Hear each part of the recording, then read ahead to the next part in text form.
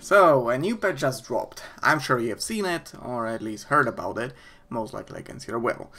Some classes were buffed, some were nerfed, some were given a nonsensical change or completely forgotten about. In short, the whole Reddit's on fire. Again. Seriously, is it ever not on fire? But I agree, this patch is more of a hole that needs to be patched than an actual patch. But I'm sure Inactive will fix it eventually. Anyway, the one class I think came the worst from this patch is the Warrior. I won't get into details, I'm sure you'll find some Warrior complaining about it on the forums, unless all of them left already, but in short, Warrior's power DPS got absolutely gutted. The banners were reworked and work about as well as a square-wheeled bicycle, and the only build that's even remotely viable is the Condi Berserker, which, let's be honest here, is kind of a meme. But that's not what I want to talk about. Those things can be balanced out with a couple of number tweaks. What can be changed with a couple of number tweaks are the quickness and banner changes. ArenaNet just released an update roadmap telling us that as soon as Warriors will get a fix is on August 2nd. And I really don't like the way the quickness and banners work right now, so I want to give out an opinion as to how they could be changed. So, banners. Did people really dislike them so much it needed a rework? Not really. The most common complaint the players had about them was that the Warriors were brought into raids just for the banners and nothing else. So one banner slave was all you ever needed. But that's not because the banners would be bad, that's because Warriors were so weak, the banners were the only thing keeping them alive. So they nerfed them, of course. Okay, it might not make sense when you look at it like that, but try to think of the reasons why ArenaNet could have wanted to change them. They removed Spotter and Band of Discipline because they provided additional precision, requiring some of the classes to have different builds depending on whether or not they have them. Which was annoying, I agree, so they removed them. But they also changed the rest of the banners and spirits, so why is that? Now we are getting to the point. Banners and spirits added yet another variable to the already complex balancing process, making them both a unique boon for the players and a unique headache for the devs. A group shouldn't deal more damage just because they have a warrior and the other group doesn't, so they had to balance warriors as if they always had banners, making the warrior weaker as a wall to compensate. So in other words, they couldn't buff the warrior for as long as the banners were in the game. So while I'm bummed about the unique boons being removed, I can understand why they did it. It's just that the replacement feels so annoying to play with, I ran out of jokes to describe it. Hence this video. But that's enough of me trying to defend ArenaNet. Let's get back to how I would change banners and quickness if it was up to me. So first of all, banners. ArenaNet did not just remove unique boons from the banners, they fundamentally changed the way they work. Previously, if we wanted to move banners from point A to point B, all you needed to do was eat them, which would restore some of their cooldowns, and then drop them at the new desired spot. Now you need to literally pick up the banner with both of your hands, locking all of your weapon skills in the process, which makes you effectively useless for the next couple of seconds until you drop the banner again. Not to mention, you can only carry a single banner at a time, so you will have to make the trip multiple times to move all of your banners to the new location. I probably don't have to explain why it's so infuriating to play with, do I? Why I think ArenaNet did this is because they wanted to give banners a bit more of a proactive role in the warrior's rotation, kinda like the battle standard by giving them quickness when dropped on the ground.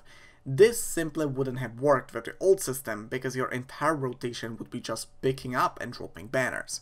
So I understand why they wanted to change it to the new system where you can't do that.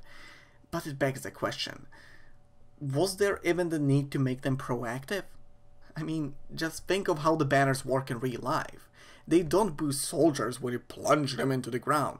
No, that's the job of a warhorn. Quickness! But banners are there to just stay on a hill or somewhere and remind you what you fight for. So when you get whacked across your head... What country am I fighting for again? Oh, that one! Quickness! That's how the banners should work. They don't need to be proactive. Proactiveness is not a part of this class fantasy. They can simply be boon dispensers. Why bother with designing a system that's almost universally hated if you could just make them provide half a second of quickness alongside other boons? Also, I already mentioned how much I hate moving banners in their current form. my biggest issue is that picking up a single banner doesn't justify becoming completely useless for the next couple of seconds.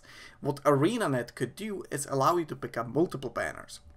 The first one could be put on your bag, so you could always run around with a banner on your bag. The second one could be picked up with your right hand, so only off-handed skills would be disabled. And the third one would disable all of your weapon skills. And if you have 4 banners, tough luck, you drop the first one. It would also be annoying if you had to pick them up with the F key, so they could make it so you can pick them up by pressing the banner key again.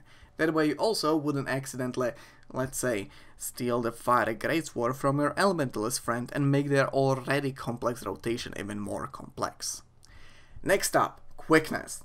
If it comes to quickness, I actually like one thing that ArenaNet did, even though it was probably unintentional. They put quickness on banners, on burst skills, you know, on skills that all of the warrior specializations have access to, and that made me think, core warrior quickness support, could that work?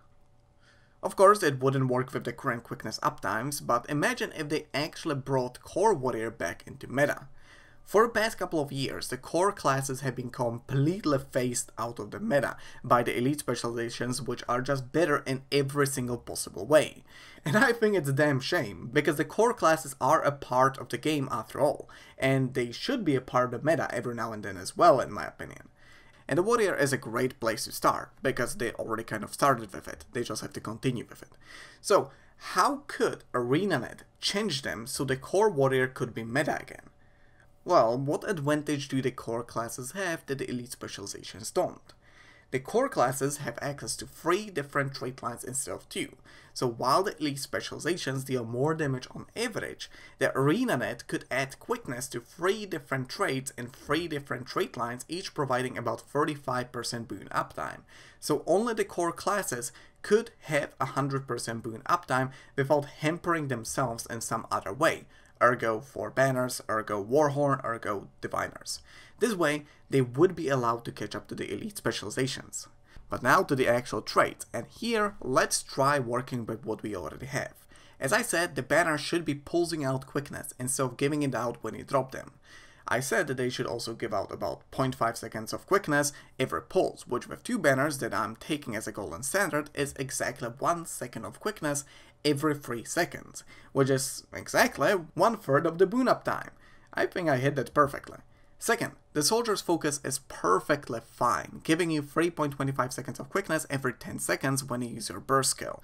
That's basically 1/3 boon uptime as well.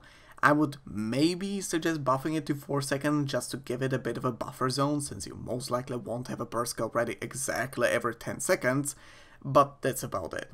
Lastly, we still need to add 1 trait which gives out quickness, so the core warrior supremacy will be achieved. And also so you don't have 2 trait lines always locked and actually have a bit of a choice. I would personally suggest giving out quickness to the healing skill and balancing it around 20-second cooldown healing skill, which with Alacrity have 16-second cooldown, and a 1/3 of that is about 5.5 seconds. So a trait that gives out 5.5 seconds of quickness to 5 allies whenever you use your healing skill would be fine. Why 20 and not 15 if 15-second cooldown is the shortest healing skill cooldown that the warriors have? Well, because most of the warrior builds that actually use the healing skill in their rotation use the 20-second cooldown healing skill or the 30-second cooldown healing skill, and I think balancing it around the 15-second one would be a little bit too much of a disadvantage. Anyway, that's gonna be the end of this video. Hope you enjoyed it, and thank you for watching it. I know it's a little bit under my usual standards, I just needed a place to vent after I absolutely butchered my boy. But if you disagree with any of the points I've made throughout the video, feel free to discuss them in the comments. Just keep them civil. Anyway, thank you for watching, and see you next time. Bye.